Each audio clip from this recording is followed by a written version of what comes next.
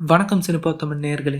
இந்த வாரம் நம்ம கலையும் பாராட்டும் சீரீஸ்ல நாம பார்க்க போற படம் ஆரண்ய காண்டம்.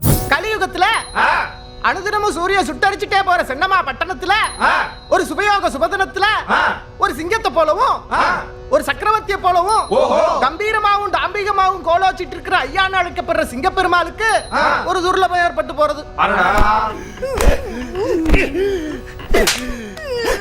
அவ்விடத்திலேயே அசுரகுலத்துல ஒரு விபீஷணனை போலவும் இரண்யன் வயித்துல வந்து ஒரு பிரகலாதனை போலவும் பாலுன்னும் கல்லுன்னும் பகுத்தறியாதனாவும் ஒருத்தன் சப்பையா சுருக்கமா சொன்னா ஒரு பியூட்டிஃபுல் பாய்.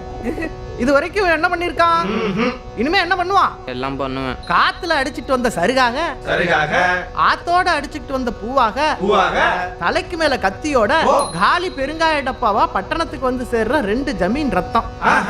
ஓனாய் கூட்டத்துல ஒரு ஆட்டுக்குட்டிய போலவும் கள்ளிச்செடியில பூத்த ஒரு பூவை போலவும் எத்த தின்னா பித்தந்தெளியணும், எண்ணத்தை குடிச்சா கஷ்டம் கரையணும், தான் விதிய நொந்தாலும் காலத்தை ஓட்டுறா சுப்பு.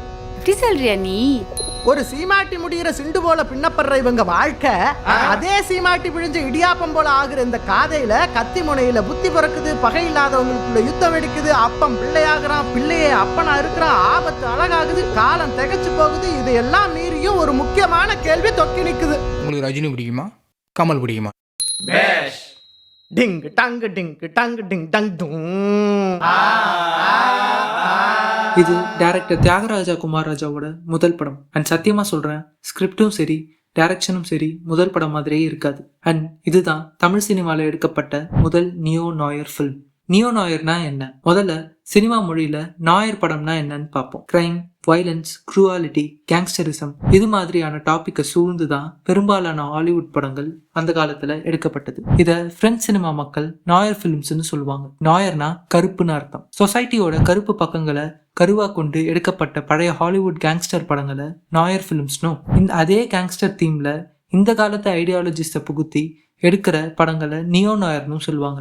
நியோனா பிரெஞ்சுல புதுசுன்னு அர்த்தம். இந்த மாதிரி நியோ நாயர் படங்கள்லாம் ஒரு டார்க் டோனோட, டிம்மான லைட்டிங்கோட, மூடியான ஒரு சினிமாட்டோகிராஃபியில தான் எடுப்பாங்க. வழக்கமா கேங்ஸ்டர் பிலிம்ஸ்க்குனே தனி மார்க்கெட் இருக்கு ஹாலிவுட்ல. ஆனா நியோ நாயர் தீம்ல எடுக்கப்பட்ட ஆரண்ய காண்டம் தமிழ் சினிமா பாக்ஸ் ஆஃபீஸ்ல ஒரு ஃபிளாப். ஏன்? இந்த படம் ஜூன் 10, 2011 ரிலீஸ் ஆச்சு. 2011 அதிகமா ஓடி போட்ட காசு திருப்பி எடுத்த படங்கள்லாம் பார்த்தீங்கன்னா எல்லாமே மசாலா படமாக தான் இருக்கும். அப்படி இருக்கும்போது ஒரு நான் லீனியரான ஒரு கதைக்களத்துக்கு மக்கள் தயாராகலன்னு தான் சொல்லணும். அப்போ பெரும்பாலான மக்களோட மைண்ட் செட் 10 காமெடி சீன், 5 பாட்டு, 3 ஃபைட் சீன், அவ்வளோதான்.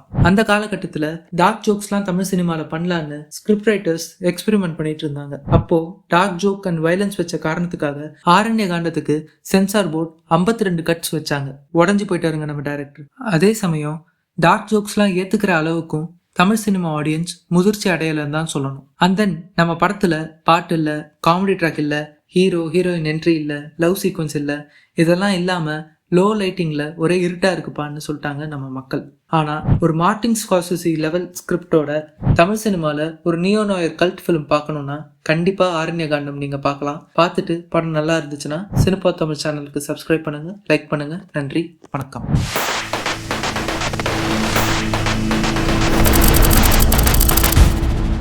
Thank you.